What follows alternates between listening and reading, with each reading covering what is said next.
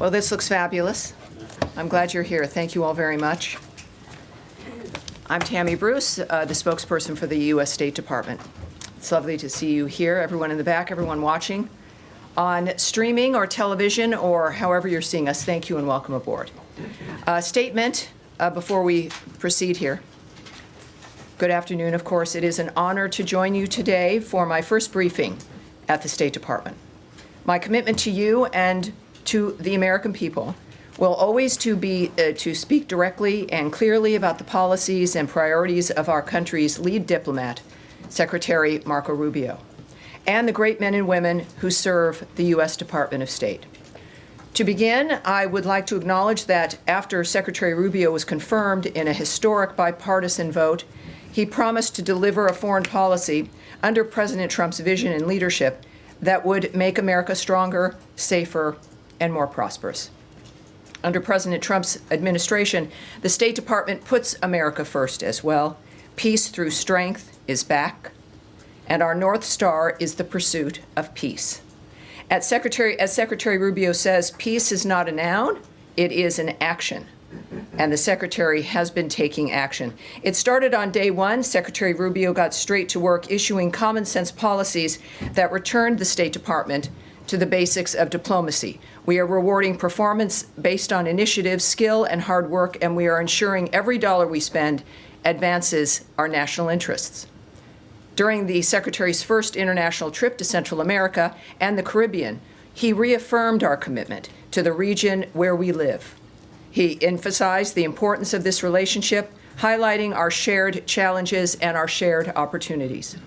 Already, the Secretary has achieved concrete deliverables to combat transnational crime, advance the cause of enduring peace, and counter the malign influence of the Chinese Communist Party. At the United Nations, U.S. leadership led the Security Council, passing a historic resolution seeking to end the Russia-Ukraine war.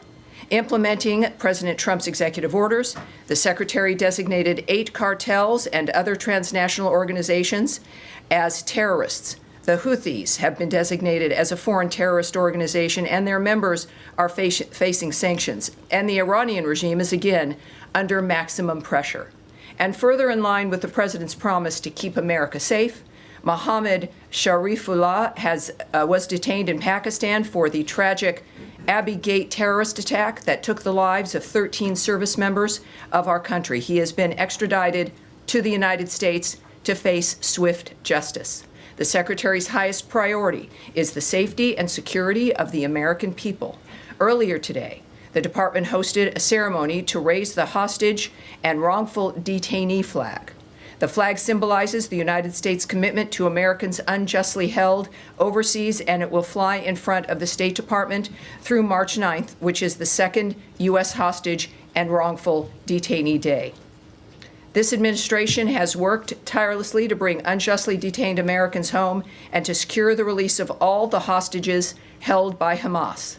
And we will continue to do the critical work to accomplish this goal. During this historic joint event, the other night, President Trump made clear that the United States is advancing our national interests to ensure the 21st century is an American-led century. America is back. I'm honored to stand here before you and to deliver this information for the American people, which they deserve to hear from their State Department. As someone who has served over, well, a long time in media, I understand firsthand that a free press is vital to our democracy. I look forward to engaging on our U.S. foreign policy priorities for the benefit of the American people. And also just want to say a thank you to the civil service workers, the foreign service workers, the staff of this department. As someone who's been looking out from the outside into government and seeing always the problems, it has been a remarkable experience to work with these individuals in this department, but throughout the Department of State. It has been an experience for me that has changed my point of view on many different issues. And I want to thank all of them who made it possible for me to stand here today. This has been literally a team effort. It remains a team effort for people who love this country and serve her every day. And so, there's something I never thought I would say, except screaming at the screen at this gentleman sitting here. Just a remarkable illustration of how life changes and has surprises for us. Matt Lee from the Associated Press. I'm going to also ask you, when asking a question, we have a number of cameras in the back. People are watching through streaming at state.gov, our social media accounts as well, and a variety of different ways. Announce your name if you could and your outlet. That would be terrific. Matt Lee, I'll announce for you because you're so shy with the Associated Press. Sir, what can I tell you? Well, first of all, thank you for your opening remarks there. And I would also say congratulations, because for those of us who were around back in the beginning of the first Trump administration, the first State Department briefing in 2017 was on March 7th. So you have beaten that by one day. I don't know if you're aware. No. You know, that's all right. So anyway, so you got that. You have a record already. Okay, thank you.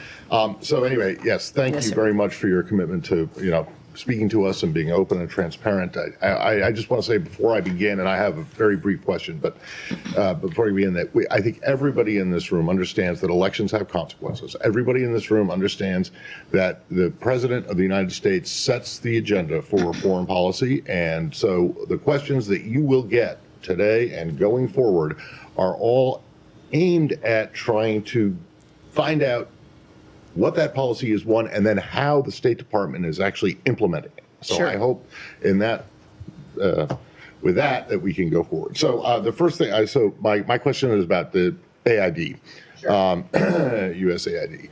So on January 20th, the entire Function 150 account of the federal budget, which is all of the State Department and USAID, including operations, salaries, was roughly about 1% of the budget.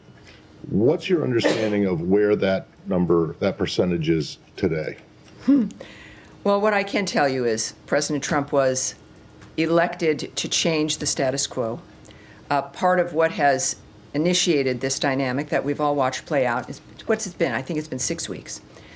Is an effort to deal with waste, fraud, and abuse. This began with a simple inquiry of USAID to look at their books, to look and inquire, and they refused. They said, we're an autonomous organization, you have no right to come in. The intention was not to do it in a manner that you've been watching unfold. It began because there was no cooperation at the beginning. And the inquiry, of course, was because of the debt, the nature of being $2 trillion, that it was an unsustainable and remains an unsustainable way of running anything, a household or a government. There's a point where you have to look up and say, we need to see at least what's happening. So this has been a pause, a 90-day pause, we shouldn't forget that, to look at the nature of how the taxpayer money has been spent and if it was being used in the proper way for the things that we've allotted it for. And that began. It was certainly in a manner that was not planned on, but we needed to do it. It was something that was, of course, important to accomplish the nature of dealing with, is there fraud, is there abuse, is there waste, how can we fix the system so that taxpayer dollars are being used properly? And in the process, of course, we've looked through some of these issues. You heard at the joint session of Congress addressed by the President, some of the remarkable programs that we were paying for around the world, millions of dollars. Clearly, change has had to be made. And that's what we're doing right now. There's change not only when it comes to what's being funded, but also how the bureaucracy works, and if a bureaucracy the size that it was needed to exist in the way that it exists. All of this review is important. At the same time, within a review like this, because you're looking at whether or not there's an efficiency in the way money is spent, it doesn't mean that we're not going to be doing foreign aid.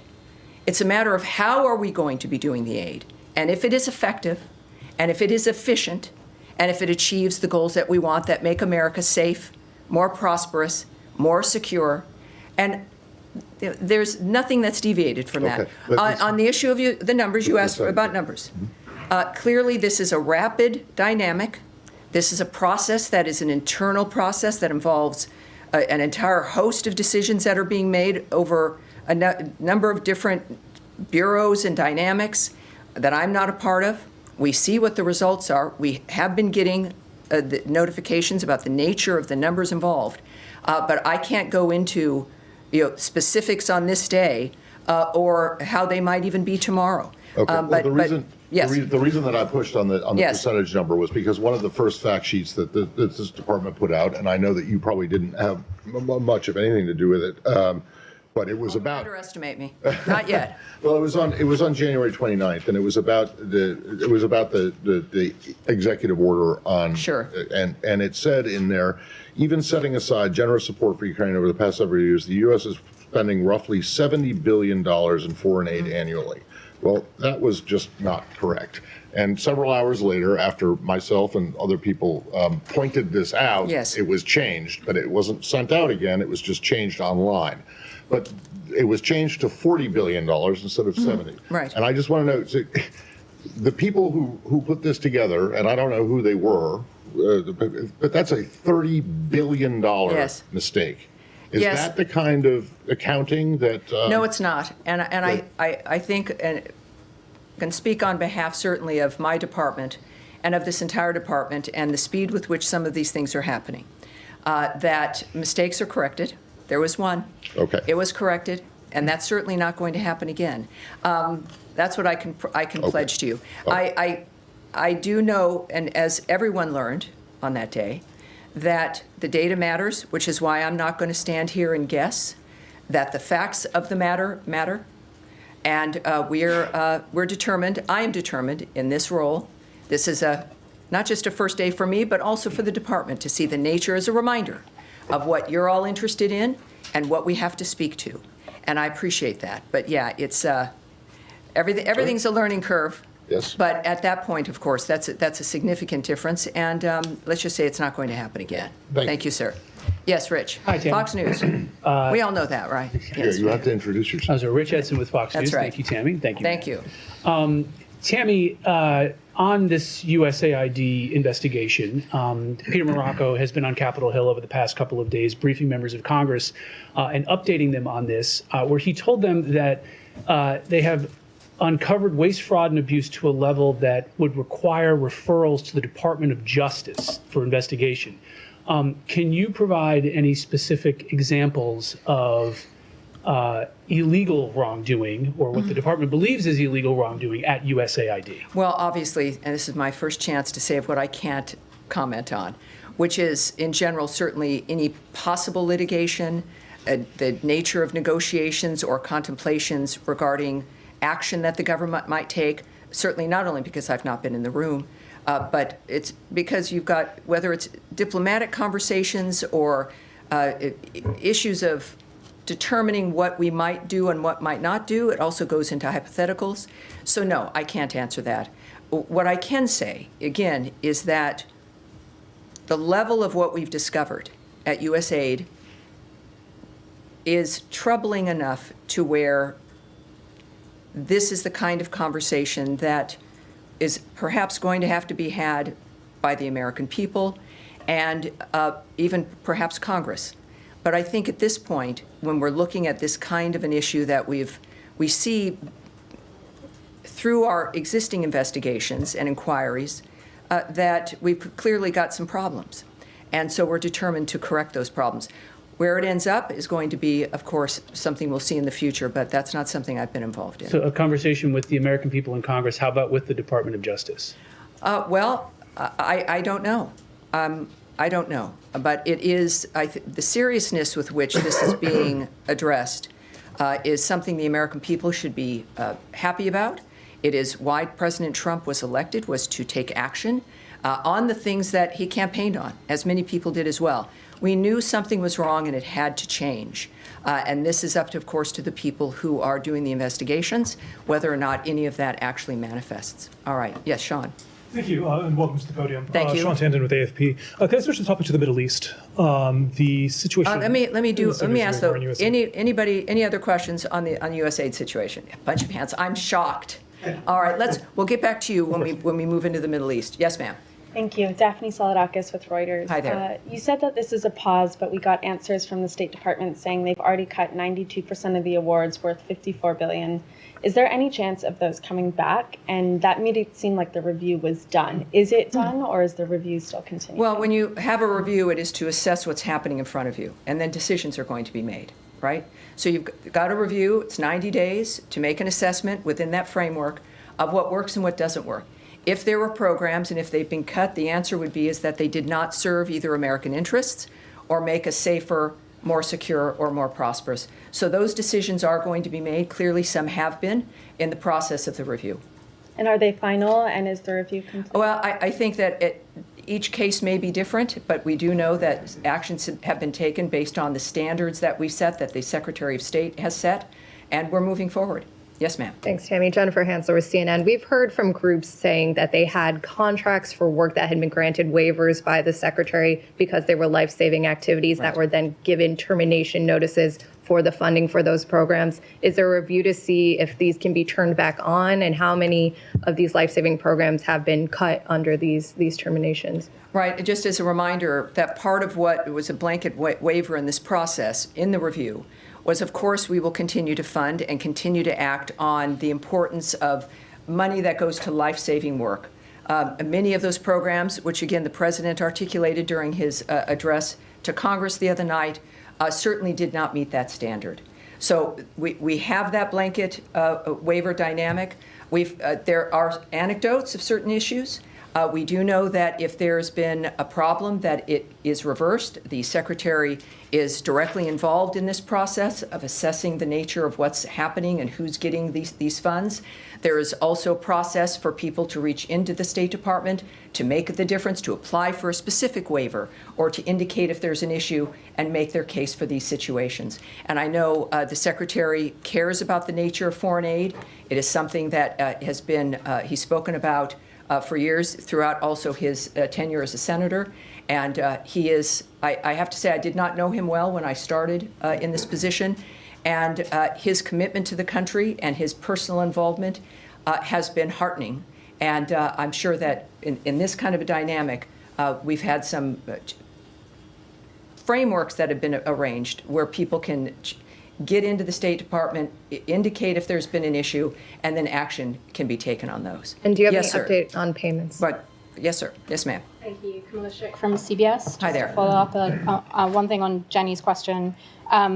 Will we see a full list of the grants and the programs that have been cut or that will be cut in this 90-day review? You mentioned that there should be a conversation with the American people. Of course. And that I assume that means it will be something that will be transparent for people to see the list of the programs that have been cut.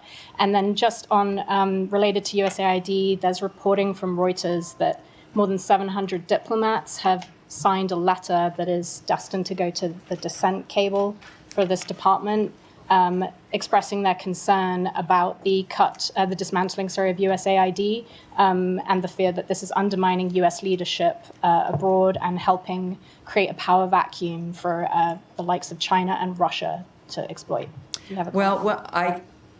Your question's important because it is about the list and what's been cut and what has been kept, and that is something that I want before I presume, because that's something I've learned to not do in this particular role, is to make sure that I have the right answer for you. So I'm going to make sure that we go back and this is also for me it's important because I think many Americans have questions about the nature of the details of what's happening, but it is the foreign policy of the world, obviously, clearly major decisions being made, and my goal is to make sure, as we can, so that there's a serious ability to kind of own the information I'm saying to you. Those are going to be times when I have to come back to you, and this is one of those times. But it's a good question, and yes, I'd like to get that for you. And on the diplomats with the dissent cable? In that regard, we have a dissent cable framework that we're very proud of, that is important. And from what I've learned is that did not actually go out in that framework, but also we will not discuss those if there is internal communications or the nature of something like that transpiring. All right. So done with USAID, And our Middle East now, Sean? Sure, let me kick it off. Could I ask you about there's a pressure, of course, on Hamas to extend the ceasefire deal. Israel on Sunday said that it's cutting off humanitarian assistance going into Gaza as a way of pressure. The European countries, the European allies of the United States have criticized this, saying that the situation, in their words, is quite catastrophic in Gaza. Does the United States support the holding of food and other assistance at this point as a way to achieve these aims? Well, what we've said before, and has been the case before, is that aid can only be delivered in a safe framework. So as long as it is something that is unsafe, or we can't guarantee the safety of something moving in, that is going to be stopped. It is not a withholding, but it's a reflection of the framework of the situation on the ground, and that continues. In the meantime, I think that it is also very clear, and this is, the president certainly has been tweeting about certain situations with Hamas and the nature of what was expected and has been repeated continually, that all the hostages have got to be released. They need to be released now. The bodies they are holding, everything, everyone needs to be released. And without doing that, there is no path forward. Secretary Rubio has made clear that as long as Hamas exists in that area, with a gun, without a gun, as long as they are a factor in Gaza and exist, there is no way forward. It is an impossible situation. It is monsters who are controlling and destroying Gazan lives and the lives of people around the region.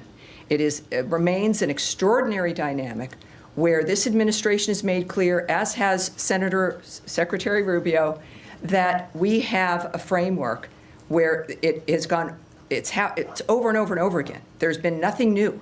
It's wash, rinse, and repeat, back and forth, for generations. And the approach now in this dynamic is that it has to be a new approach, and that is what President Trump has said from the beginning, that we've got to think differently. We've got to think differently about how things proceed in the region. And this is finally, after this idea, the prompting to think differently, there are some different and new ideas. But one thing stays the same and is unmovable here, and it is the existence of Hamas as a factor on the ground in that region. It will be impossible to continue. Yes, sir. Thank you. My name is Saeed Erakat. I'm from Al-Quds newspaper. I've heard a little bit about you, and we've had some conversations. It's great to see you here, sir. Good to see you behind the podium. I have two quick follow-ups, basically, to Gaza. The president said yesterday, well, he had strong words for Gaza, for Hamas, and for the people of Gaza. Now, at the same time, we heard about the meeting that took place between Mr. Bowler and some senior Hamas officials and so on, which gave people maybe, hope that there's going to be movement towards the phase two of this deal that was struck back on January 15. My question to you, how do you reconcile the two? And also follow up to that, so I don't have to come back to you again, is also on Mr. Witkoff's statement and what he has been saying. The two can be combined. Whether we have an idea as to when he's going to be going back to the region. Thank you. Well, first of all, if you have a conversation with someone, it's not a negotiation, it's not irreconcilable. It is the conveyance of the American position in a different way. Nothing was different. Nothing was conveyed differently. There was no change of position. It was the conveyance of the existing American position about Hamas and how it cannot exist in Gaza. Now, whether it is through a tweet or a diplomatic cable or on television or through envoys or in a meeting, that message can be conveyed. And I think that that's what's important for the American people to realize, is that the steps for peace that need to be taken in any country will be taken, and especially in making sure that a bloodthirsty group like Hamas understands that our message is not fluid. Yes, Andrea Mitchell. Thank Great you to so see you. much. Change of subject to Ukraine. Wait, well, okay, yes, we'll go to you. First, we'll take a couple more on Gaza. Yes, ma'am. Thank you. Nadia Bilbesi with Al Arabiya. Nadia, yes, nice to see you. Good to see you too. A couple of questions. Number one, the secretary said he's open to the Egyptian plan It's been endorsed by the Muslim and Arab countries. What's your position on that? Was basically, in a nutshell, saying that Gazans can stay, they can rebuild it with Arab money and with Palestinians' leadership. And second, the administration issued many ultimatums to the Hamas before. What's the difference this time? And the secretary echoed what the president said on Gazans themselves. He said Gazans will await them a beautiful future, but if hostages are held, they're all dead. What does that mean? Well, first of all, we know that the president, in his comments about a new way forward, et cetera, was an invitation for new ideas. And that seemed to have spurred some new ideas. But we also know that they have not really been seen as being adequate for the nature of what it is that we've been asking for. So it's always, I think that, especially from the words from the president himself, and I want to get his remarks especially for you, because these are, this is, everybody clearly wants this to change. I think that that's obvious, especially with Egypt stepping up and handling it as they have. But then it's about what are the details, what's going to end, what's going to be on the ground. And hold on one second here. The issue of my notes, which might have to be resolved for the next briefing. Hold on. All right. The iPad does not solve all problems. Well, I'm a paper person, as you might be as well. Well, let me just continue, though, on that manner, is that the Arab deal, as it's noted, is that it does not fulfill the requirements, the nature of what President Trump was asking for. But it was not. But it was the welcomed effort of continuing to address this. Clearly, has to continue. So we understand that it's obviously that region, and everyone is interested, has a stake in this, to say the least. And the goal is, though, as it has always been, it's very simple, is for peace in that region, and to not have it continue to return as a constant issue. And we think we have a very good chance at accomplishing that this time, with the leadership and an articulated leadership regarding what's acceptable and what is not.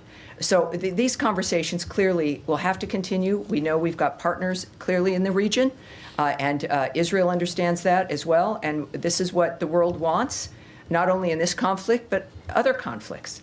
And no one wins. No one is winning here in this framework. And so, regarding the Arab solution, the Arab deal via Egypt, that what I have for you right now is that it does not meet the expectations. And so we'll have one more. Yes, sir, in the back. Yeah, Ryan Grimm with Dropsite News.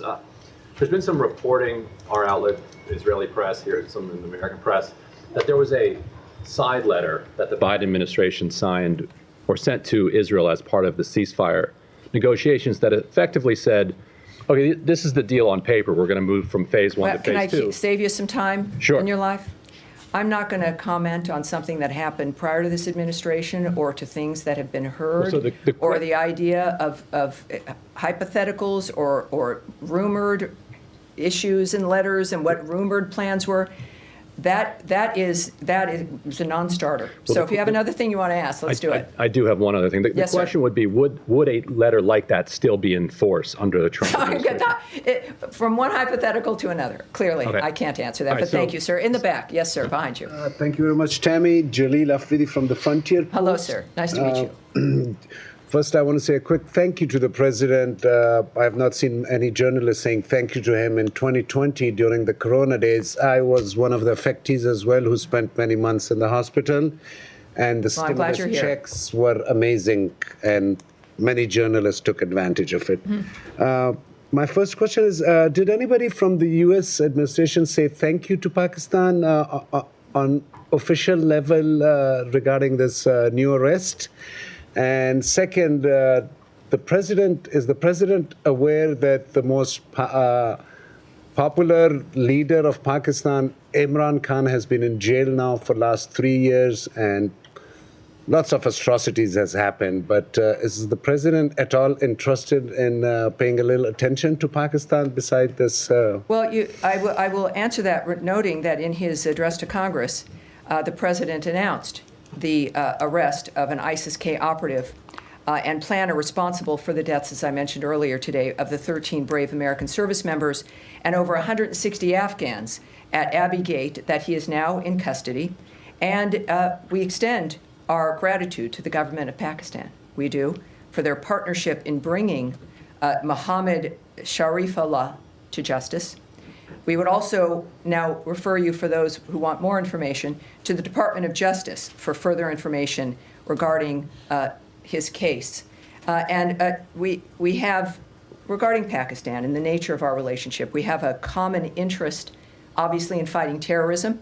And the arrest of this terrorist also illustrated that U.S.-Pakistan cooperation on counterterrorism remains vitally important. So thank you, sir. All right, so now, Andrea, we'll move on here. Thank you very much, and thank you and welcome. And I think all of us are very grateful that the briefings are starting and that you were Good. this I role. hope to. I won't always necessarily. I hope my goal is to make you all happy. Of course, that will be impossible. And I appreciate your patience with me today, as I'm learning clearly the depth. This room, we've got an overflow room. We have, I don't want to say any numbers. I've just remember, I pledge not to give you numbers. But it's a remarkable thing. The American people care about foreign policy. They care about national policy. And your career in particular has kind of taught Americans that this information is interesting, it's usable, it's important. And so it's a pleasure to talk with you. Thank you, and just thank you for your commitment to this. Yes. On Ukraine, does the Zelensky letter, which includes an apology and various commitments to peace, which were praised by Mr. Witkoff at the White House today, does that letter meet the standard to the Secretary that these talks can proceed? And will the Secretary be attending the talks that are now contemplated next week in Saudi Arabia? And if you could give us any reaction to the Russian attack on a hotel today, where American aid workers did escape, but at least 4 people that we know of were killed. Right. If I could just also throw in. All right, a third one. Does the letter of apology solve some of the issues to the extent that the Secretary believes intelligence and the weapons pipeline and intelligence sharing could be restored? Well, that's a road a bit too far. We will not discuss issues of intelligence or diplomatic agreements or the sharing of information. That I will not discuss. But from the start, after the Friday situation with President Zelensky, and Secretary Rubio was in the room, it was a surprise that his behavior took a turn, and in the Oval Office. And it was clear, as the president had stated publicly, that he was not ready for peace, that there was one thing that he should not do, and that was, damage the nature of what was transpiring there, because we want to help him. We want to help Ukraine. We have been the biggest supporters of Ukraine in this conflict than anyone else in the world. We have made it very clear from the start how we feel about this situation. But even after that, even that same night and continuing on, there was an open door that he wasn't ready for peace. If he becomes ready for peace, he can come back to the table. It was certainly not something that eliminated the potential to continue. But what it did do was highlight, and clearly with the follow-up message from President Zelensky, there was an awareness that, as he said, it did not go as planned, right? It was not a situation that was good or helpful, and as I'm paraphrasing here, and clearly indicated that he was ready to come back. I have not spoken in the last few hours with the Secretary, but I do know that his posture has been the same, is that we have a goal, and we see what's happening. We want to make sure that certainly the president understood what was happening, that this door was still unlocked, that he could return as we were looking at the nature of what was transpiring in Ukraine, that it's a stalemate. The Secretary has called it a meat grinder. Hundreds of thousands of people dead, and the carnage not stopping. It's a stalemate that both parties have to be brought to the table to end it. We also had terrific success, as I mentioned in my opening, at the UN. The first time since the beginning of this conflict, a 3-paragraph statement about ending the conflict passed without opposition in the Security Council, which is a statement from those members, but also from the UN in general. It appears with that note that President Zelensky understands what's at stake, that we are here to help him, that there is one person who can bring those parties to the table, and it is President Donald Trump. The Secretary has understood that from the beginning. This is a united understanding that this has got to end, and these are men who understand what America can do to help that come to an end. And I would believe, with what has been said before, that in fact, if the President and the Secretary believe that President Zelensky is serious and that we can move forward, they have stated, in fact, that we would. So we look forward to that. And Saudi Arabia? What about Saudi Arabia? Is it contemplated that the Secretary would be attending? I cannot comment, certainly, on issues that either have been discussed in a diplomatic framework or arrangements that might be implemented regarding these kinds of diplomatic negotiations or efforts. So I'm sorry, but I can't do that. All right, yes, sir, in the back. Tom Bateman from the BBC. Thank you for starting the briefings again. On the issue of European peacekeepers, which the British and French have both said they're prepared to put into Ukraine under the president's plans, we heard from Sergei Lavrov, the Russian foreign minister, today, who said that this would mean direct, official and unconcealed involvement by NATO countries in a war against the Russian Federation. There is no room for compromise, and this is an overtly hostile aim. Do you have any concerns about that? Well, I don't comment on remarks by leaders or foreign ministers of other countries. I'm here to represent the Department of State and Secretary of State Marco Rubio. What I think the people of the world should note is the choices that are made by Secretary Rubio, by President Trump, and the actions that we take to implement our commitment to peace. Yes, ma'am, in the back. In the pink. Thank you. Thank you very much, Tammy. I'm Jenny back with the USA Journal, Korea. I have two questions. First question, President Trump pointed out in his State of the Union address that South Korea has imposed tariffs 4 times higher. What measures will the United States take to resolve the tariff issue with South Korea? Second question. Last week, the North Korean Workers' Party secretary visited Russia and met with President Putin to upgrade the level of the Russia and North Korea alliance. Does the United States believe that the North Korean troops should withdraw from Russia to end the war between Russia and Ukraine? Well, thank you. Yes, thank you. I really can't remark on issues of the North Korean relationship with Russia at this point, or that particular regional effort or action that may have occurred. So that's not something I can remark on right now. I certainly, for both of your questions, will go back and talk to the Secretary, mention to him, as I have and as I've pledged to many of you who I met earlier in our bullpen here, that part of my goal is to make sure that not only do I have a good broader view of what interests all of you, but to make sure that the Secretary knows as well. I think that that's part of what is important to our communications with you. Besides what we can and cannot share, it is to make sure that we know where your interests are also. All right, sir. Yes, sir. Yeah, thank you so much, Patty. Congratulations and thanks for doing this. At the opening remarks, you talked about Iran is under the maximum pressure. So I have a question related to that. And I'm sorry, what is your outlet? Yeah, my name is Dr. Koda. I'm working for Rubio Media Network. It's a Kurdish TV. All righty. So maximum pressure. Yeah, Iraqi sanctions waiver for Iran gas imports expires on March 8th, which is the day after tomorrow. Have you renewed this sanctions waiver, or do you intend to renew that sanctions waiver for 120 more days? And I have the second question. you want me to ask now or after you? Well, let me answer that question, because I see my staff standing up by the pillar, because I don't tend to keep track of certain things, but like time. But here's what I can tell you. The Iraq sanctions waiver, as you've noted, for Iran gas imports expires on the 8th.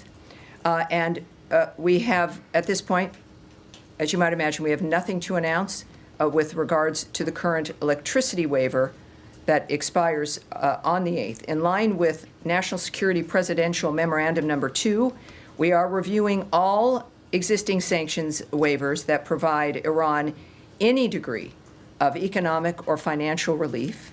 And we are urging the Iraqi government to eliminate its dependence on Iranian sources of energy as soon as possible and welcome the Iraqi Prime Minister's commitment to achieve energy independence. Hopefully, the United States is leading the way when it comes to that kind of an approach. My second question. All right, are we wrapping up here? I think we are. We will do this again on Tuesday, unless circumstances change that. One last in But- Africa, please. Someone wants one last. See, this is going to happen. It's like No, one just last. one in Africa. All right, hold on. Africa. One last in Africa. Thank you. Yes, Africa. Let's do it. Thank you. We you. have a lot of interests in that continent, so thank you. Yes, ma'am. Yes, thank you. So, thank you. Yes. My name is Hariana Veras, and I'm with TPA. Recently, I asked President Trump about his interest in joining the effort of the president of Angola, President João Lourenço, who is mediating the conflict between DRC and Rwanda, if he would be interested to join the efforts of Angola to bring peace to DRC. He said that the situation in the DRC is a very serious situation. But we have also seen that in this first 100 days of President Trump, he's making some movement. He imposed sanctions on the people that are directly involved on the conflict in DRC, and also Secretary of State Marco Rubio. He spoke with the foreign minister of Angola and also President Tshisekedi of Correct. Congo. Correct. Is there any plan, or can we expect something more in terms of action from the United States to join Angolan's effort to bring peace to the DRC? Because every day people are dying, and we have seen how eager President Trump wants to bring peace in many regions. That is correct. Not only between Russia and Ukraine, but also he's showing interest in to bring peace in other regions. Is the Democratic Republic of the Congo one of the countries that this administration will do something to bring peace? Well, I can tell you, and this is, I think, a good way to end the briefing today, just as a reminder, yes, of the global commitment that this administration has, but that Senator, why do I keep doing that? He's the secretary. He's the Secretary of State, that the Secretary of State, Marco Rubio, has in the world. I can tell you that we stand in firm support of the Congolese people and of the sovereignty and territorial integrity of the DRC. I can say that in his calls with the two presidents, the Secretary urged an immediate ceasefire in the region, accountability for human rights abuses and violations, and for all parties to respect sovereignty and territorial integrity. We expect to see leaders return to the Angolan-led Luanda process and the Nairobi process and take action to resolve the conflict. Though we are aware of this, he has communicated this. He's engaged with leaders in the region on this as well. And we remain diplomatically engaged. That is going to continue. It will not soften or end. And I appreciate you being here, because this is very important, and it's a big story. Might not get as much coverage in the media, but there's a lot of problems here in the world, and the Secretary is committed to solving them, as is the President. So it is a team and a whole of government understanding that our world here at home needs to change and reform, and the way that the world is unfolding now with its conflicts, that needs to reform as well. So the DRC, thank you. All right, everyone, thank you very much. I'll see you on Tuesday as well. Thanks for being here. Thank you. Appreciate it. Thank you.